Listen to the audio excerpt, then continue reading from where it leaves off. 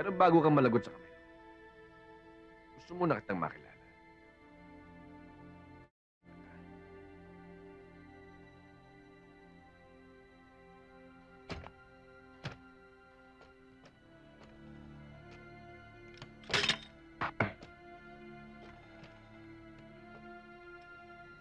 Minsan mo na akong pinatay. Pero binuhay ako. Para tugisin ang lahat ng katulad mo.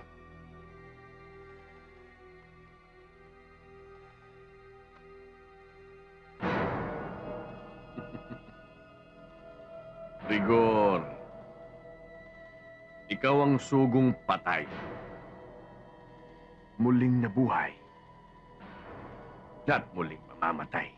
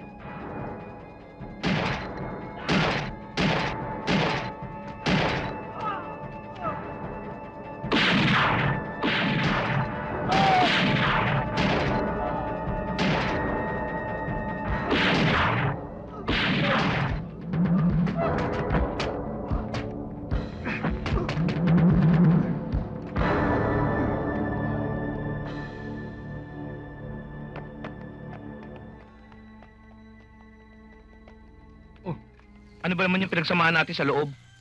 Yung para sa'yo, para sa akin. At yung para sa akin, para lang sa akin. Pero payag ka. Ngayon na nasa labas na tayo, tatablahin mo ako. Pag ako, tinatnan ng isang masamang kapalaran at nakita mong nasalvage sa isang kanal, masasaktan ka rin. Tandaan mo, kung di mo ako matatanggap ngayon, babalik ako.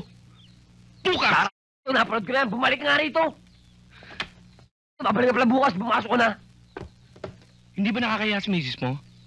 Pare, ako ang hari dito. Pumasok ka na. Maupo ka. Malood ka. Cecil! Oo?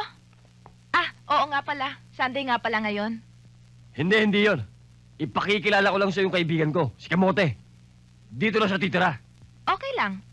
Doon na siya sa isang kwarto at si Angelica naman, dito na sa kwarto natin. O sige, bantayan mo na yung bata. Paypaya mo. Yes, boss. Boss! Ang tindi mo? Isang tawag lang, andyan agad? Itong tatandaan mo ha, sa pamamahay na to, ako ang nasusunod. Pag sinabi ko, Bahala ka! talaga! Tandaan mo yan! Sa pamamahay na to, ako ang masusunod! Alam ko kung ano ang tama at mali! Paglalabay mo ako, ha? Diyos ko naman na mamlansya ako eh. Pwede ba naman ako maglaba? Diyos ko naman, maawa ka naman. Mapapasma ako, Diyos ko naman oh. Sa bawat gulo, merong ano yan eh. Timekeeper. Anong timekeeper? Timekeeper. Parang katulad yun. Lunes yun, di ba? Lunes, araw ng pagpaplansya. Martes, araw ng paglalaba. Ganun. Para bang yung... Hindi naman skating, yung... Schedule. Yung. Good teacher. Keep it. Yung... Habol, Kamote. Kaya mo yan, Kamote. Hataw. Aabutan kita.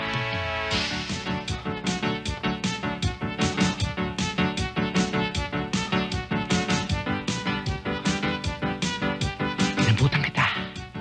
Tulog na. Don Damian! Maawa kayo sa kanya! Rafael! Awatin mo sila! Nyola Rosella! Lena, huwag kang makiusap. Tao mga yan. Bakit ka dyan nakikiusap? Samantalang itong gumagapos ng alambre sa kanya. Lakas! Ba't di mo siya kalagan? Matapang ka lang sa tao nakagapos! Tuwag! Baya, Itaboy ang apo ni Antero. Ha? Aray. Takas, bukas mo na igawad ang kamatayan. Sa oras ng trabaho ng mga manggagawa. Sa gitna ng plantasyon. Isang tanawing hindi makalilimutan ng sinuman na magtatangkal lumabas sa asyendang ito. Kung hindi agad may liligtas si Alvaro, maaring sa pahirap lang nila kasi mamatay siya. Kawawa naman ho siya, Mang Samuel. Yan ang inaasahan kong mangyayari.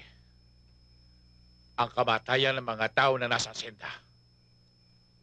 O ang kamatayan ni Alvaro. Huwag mong sabihin hindi mo iniinda ang sakit, Samuel. Ang kamatayan ni Alvaro mong siya mong pinalaki at tinuring kang tunay na ama. Meron pa bang tatabi sa katuparan ng isang paghihiganti? Isipin mo, Antero. Si Alvaro ay anak ni Don Damian de Lara. Na ngayon, sa harap niya ang mamamatay. At aagos ang dugo ng sarili niyang anak. Sa lupain niyang minamahal.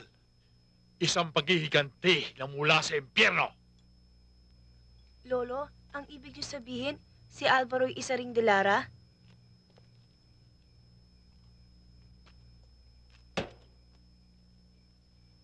Nagising na ni Alvaro ang mga isipan ng mga tao sa senda.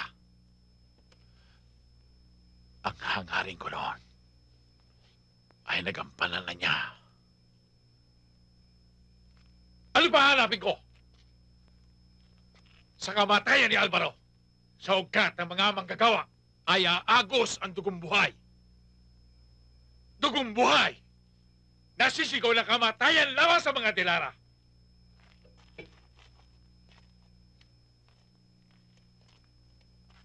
Elena! Tama lamang na makarating sa mga Delara ang katotohanan.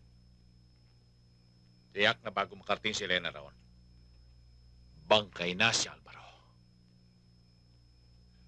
Gusto ko lamang madama nila ang hapdi ng aking benggansa. Yung matapat na tagasunod mo ako noon, Samuel. Ngayon ay hindi ko malaman kung pagsisisihan ko ang pangyayari niyo.